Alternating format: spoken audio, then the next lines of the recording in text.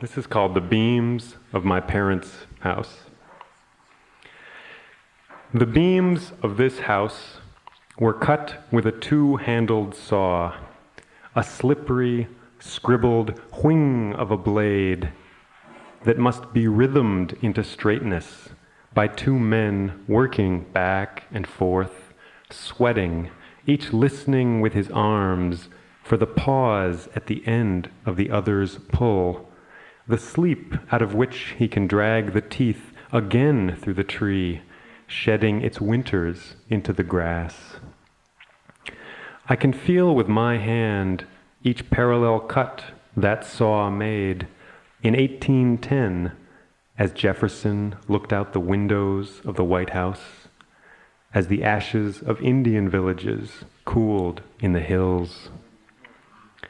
These beams carried my weight as I grew, carried my brother as he walked in his sleep, my father as he smoked in his yellow chair, my mother as she folded our clothes.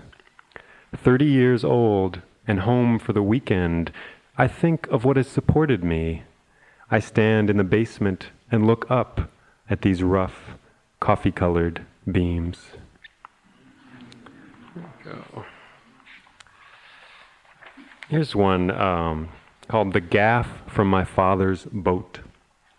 The gaff is a piece of wood at the top of the sail on a gaff-rigged sailboat. It stood in the corner of the room where my brother and I watched television. A wooden pole taller than him, polished and stained, and with a loop of rope still ready at one end. He told us it was from the boat he owned when he lived on the Upper East Side of New York City and had a job working in Rockefeller Center. On the weekends, he would take a subway out to Brooklyn and go sailing in Jamaica Bay. And when that boat rotted past repair, he took it to a landfill and watched as men buried it, saving only this one beam with which to remember the whole boat. So that piece of wood rode through both the houses of my childhood, evidence of his life before marriage, proof that he sailed alone and did not drown. There we go. Oy. Thanks. Oy. Thank you. Here's a love poem, huh? Red Autumn Bells. While holding her in my arms, I start to think forward and back, to number each chocolate, to throw rope around laughter and her eyes. But wondering how long it will last is the best way to lose something that's all yours. So I clamber back up into the kiss, into this blue room where we murmur together, the two of us becoming one river. Ankles, elbows, eyes, and thighs, we make one river. Okay. And here's one more love poem. This is called Mosaic. With your beautiful hands, you showed me how to smash a tile with a hammer, to break shards enough to make a picture whole. Now, if I could just get this clay square to split in a gentle curve, I could finish this pattern I've started of a green guitar. It's a puzzle, half made and half destroyed, an accident I let happen as the hammer cracks on the tile like the first day of school, like that shattering cut the knife made through the umbilical cord. Months after our first kiss, each of us slowly learns where the other has been broken. Together, our lives make a pattern neither of us could have planned. Thank you. Oof. And so it's all compassion, right? And I've been writing some poems lately, just working out how far that compassion can go for other people. So here's a New York City poem. Working temp jobs in New York, which is an experience I hope not to do anymore. It's called Stopping to Think on 40th Street. What if I were to begin with this homeless man who is stretched out every day on the same grate as I go to work? What if I simply gave him my jacket and my shoes? What if I brought him a blanket and then decided to go deeper, giving all of my money and possessions away to others, dropping all of my own desires, giving up ambition, and vanishing into the world like water into the ground? Who, coming after me, following my footsteps, would arrive at the place where those footsteps stopped and call that failure? There we go.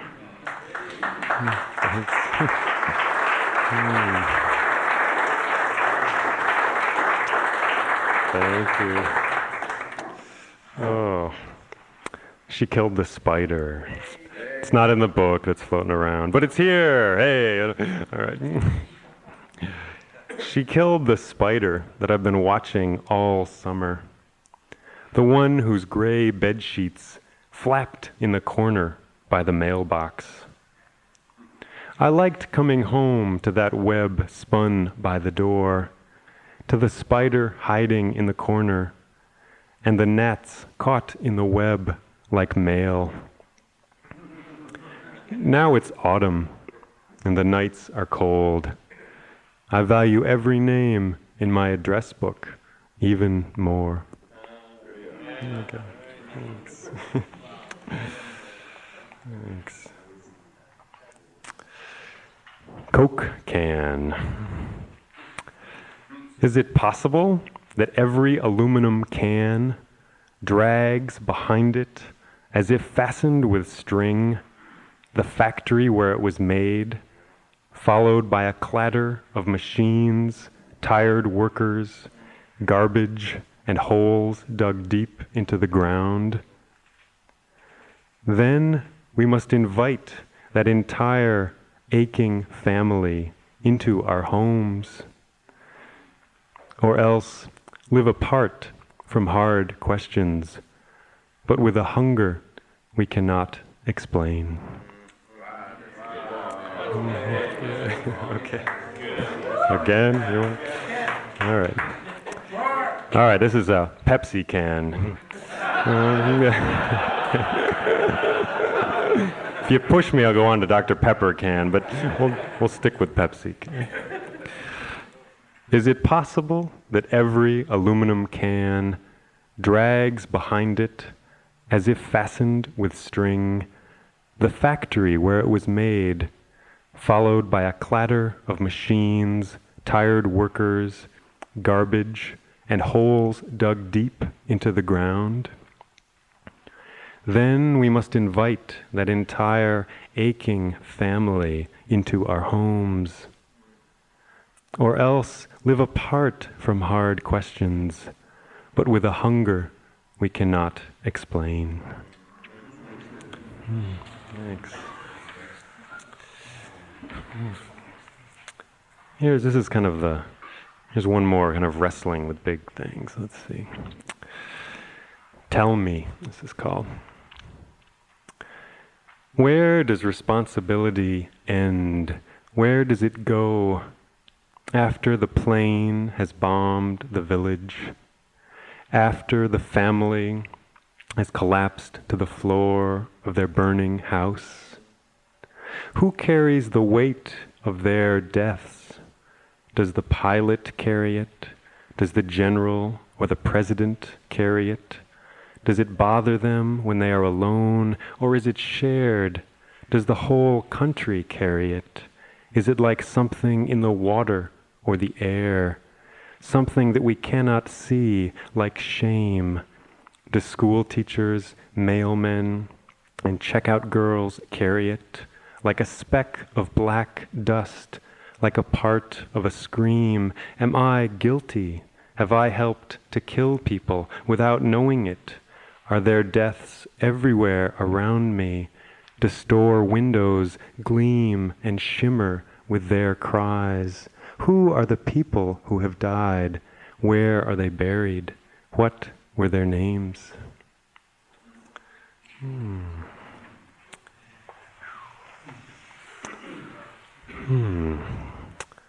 So this is called Rowboat. I wrote the first line of this in an office and the rest later. I'm not sure you needed to know that. It's like a stunt or something. Rowboat. An oar is a paddle with a home. This arrangement seems awkward at first, as if it were wrong. The wood knocks in the oarlock and would much rather be a church steeple or the propeller of an old airplane in France. Yet, as it bites deep into the wave, it settles down, deciding that the axe and the carpenter were right. And you, too, are supposed to be sitting this way, back turned to what you want, watching your history unravel across the waves as your legs twitch against the gunnels. Your feet are restless, wanting to be more involved. But your back is what gets you there, closer to what finally surprises you from behind, waves lapping at the shore, the soft nuzzle of sand. Thanks.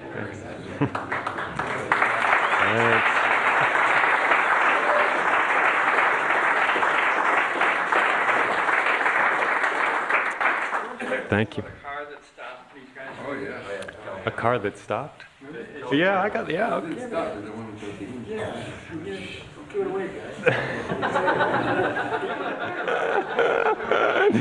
All right. Let's see, there's two short ones. How the hell's that one go? I pick up a hitchhiker. After a few miles, he tells me that my car has no engine.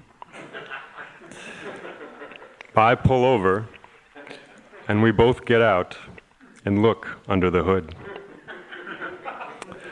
He's right. We don't say anything more about it. All the way to California.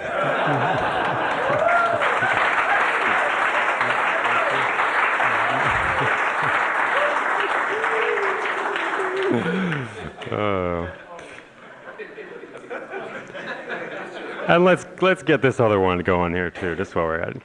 Ego. Getting rid of your ego is like trying to throw away a garbage can. No one believes you're serious. And the more you yell at the garbage men, the better the neighbors remember your name. Oh my. Oh, wonderful. Those are fun to read. Apple. Let's do this one. Apple. Sometimes when eating an apple, I bite too far and open the little room the lovers have prepared. And the seeds fall onto the kitchen floor, and I see that they are tear-shaped. There we go. All right. Well, should we laugh again? I hope you'll laugh. Maybe not. We'll see. This is called Man Writes Poem. This just in, a man has begun writing a poem in a small room in Brooklyn. His curtains are apparently blowing in the breeze, We go now to our man Harry on the scene. What's the story down there, Harry? Well, Chuck, he's begun the second stanza and seems to be doing fine. He's using a blue pen. Most poets these days use blue or black ink, so blue is a fine choice. His curtains are indeed blowing in a breeze of some kind, and what's more, his radiator is whistling somewhat. No metaphors have been written yet, but I'm sure he's rummaging around down there in the tin cans of his soul, and will turn up something for us soon. Hang on, just breaking news here, Chuck. There are birds singing outside his window, and a car with a bad muffler has just gone by. Yes, definitely a confirmation on the singing birds. Excuse me, Harry, but the poem seems to be taking on a very auditory quality at this point, wouldn't you say? Yes, Chuck, you're right. But after years of experience, I would hesitate to predict exactly where this poem is going to go. Why, I remember being on the scene with Frost in 47 and with Wallace Stevens in 53, and if there's one thing about poems these days, it's that, hang on, something's happening here. He's just compared the curtains to his mother.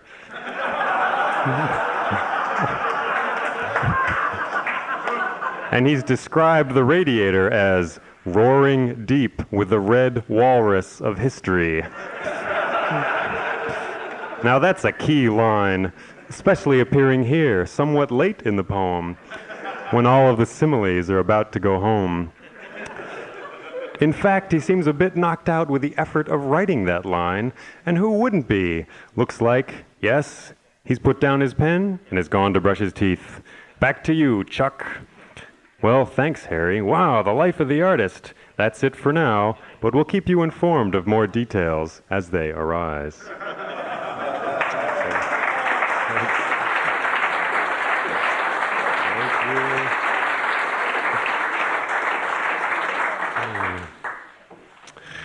All right, here's a rock and roll poem. It's called Feedback. This is for Glenn. If you hold the guitar close to the amplifier's shivering weight, its sound comes back, the lower pitches falling away to leave the one climbing angel, the shimmer of the note in a high mirror. In bars and basements, I hunted that animal, that electric, discarded star. Above the foundation stones of the bass and drums, the chipped Stratocaster flickered and strained. My chest shook. I held the note until it sang again. There you go. I don't know if that's just a musician's poem or what, but it's got, a little technical. Photocopier. It hums and blasts and waits. It is very quiet for a machine that eats trees. But then it doesn't really, only holding their thin slices close, long enough to tell them all our plans. Its cover and glass plate are really a mouth and an ear that whisper when you close them. But tell it everything, for its secret is forgetfulness, and the darkness it needs to make its brief, flat day. Wow.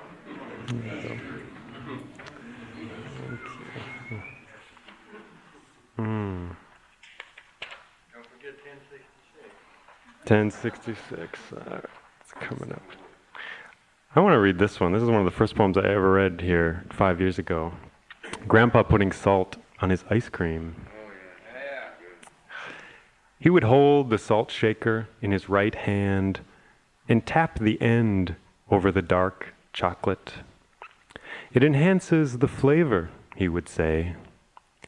He had more ice cream in his life than his ancestors ever did, and more butter, and more milk, and more eggs. And when these things filled his veins and pulled him down, when the barn of his heart caught fire, it was those ancestors that his eyes rolled back to see, strong Norwegian brothers, driving their cows out of the fields, towards the market and the city, towards railroads and electric lights, towards world wars and cameras, towards his body, his thoughts, and his life. Supermarket historians. I did have a job as a cashier, and that's how I just came to this. All historians should be supermarket cashiers. Imagine what we'd learn. Your total comes to 1066, and that's the year the Normans invaded Britain. Or, that'll be 1861, the year the Civil War began. Now all my receipts are beaches where 6-year-olds find bullets in the sand. My tomatoes add up to Hiroshima, and if I'd bought one more carton of milk, the cashier would be discussing the Battle of the Bulge and not the Peloponnesian War. But I'm tired of buying soup cans full of burning villages, tired of hearing the shouts of Marines storming beaches in the bread aisle. I want to live in a house carved into a seed inside a watermelon, to look up at the red sky as shopping carts roll through the aisles like distant thunder. Thanks.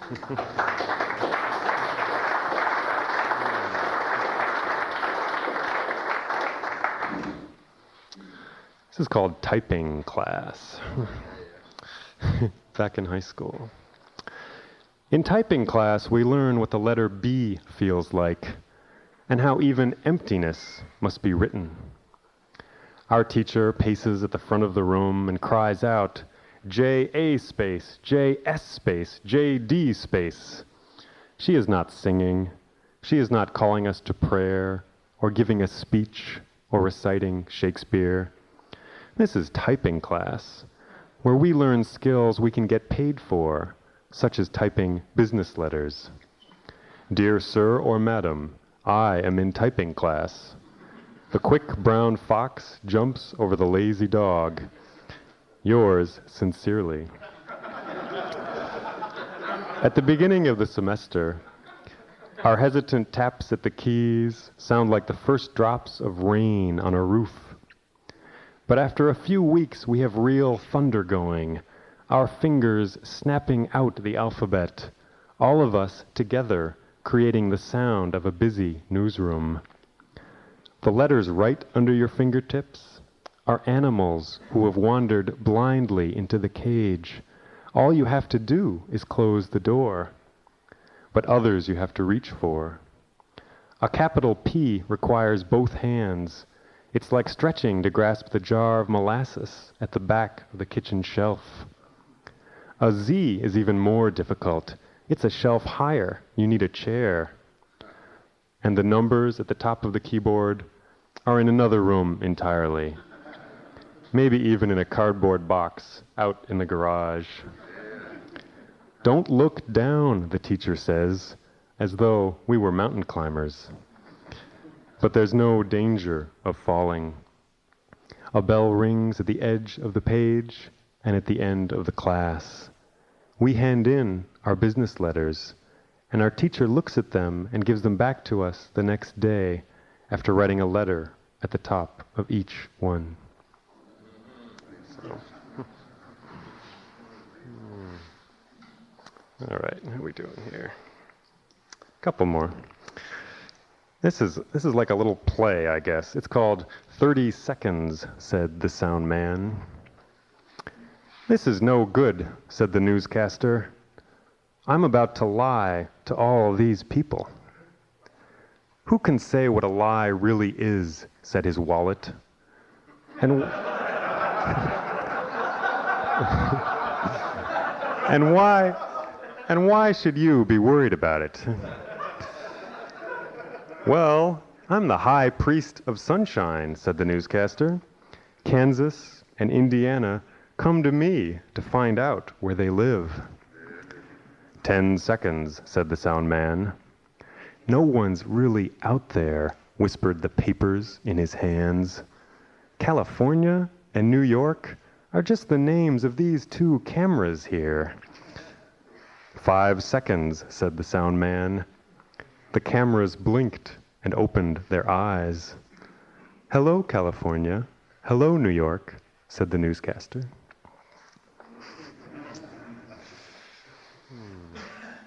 Okay. This is a funny one. I was reading the Odyssey. So yeah, here we're going classical. Ulysses ends up on an island with the enchantress Circe. So I just wrote this quick poem about that. After she turned my men into pigs, she sat down beside me, the air around her body cracking with voltage and butterflies. Then she picked up the glass of black honey and placed it into my hands, weaving me into her stare as she spoke in a voice that could have opened a stone, saying, "Drink." So. All right.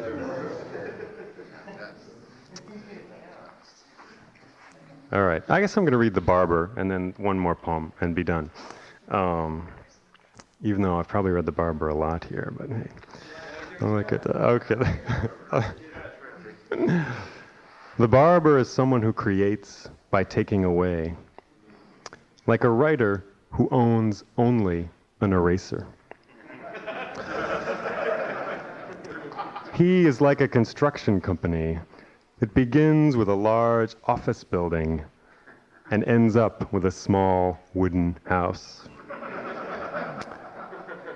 On the wall is his license, showing that he's been to school and learned of all the varieties of loss. For this reason, a haircut can make me nervous. Sometimes I close my eyes and hear only the snip of the scissors, their two gleaming halves talking of the balance that is here, the partnership between this man in a blue smock and the hairs faithful as rain that even before birth and after death flow tirelessly out of the head towards the comb and the blade. There we go. And here's this one. It is reassuring to hear that some ancient languages remain untranslated, and comforting for me to touch the locked box of any stone and think of the dark carousel of the sea's furthest depth. For beyond the well-lit rooms of our explanations grows the wilderness in which the God sings. There is clarity, yes, some things add up to the hard oils of 4 or 5. But we could not live without the bread of 0 and the wine of infinity. So let facts grow wings and the wine bottle shatter from this song. Let the equations fill with wind and our words open to receive the sea. There we go. Thank you. Wonderful to read too. Thank you. Thank you.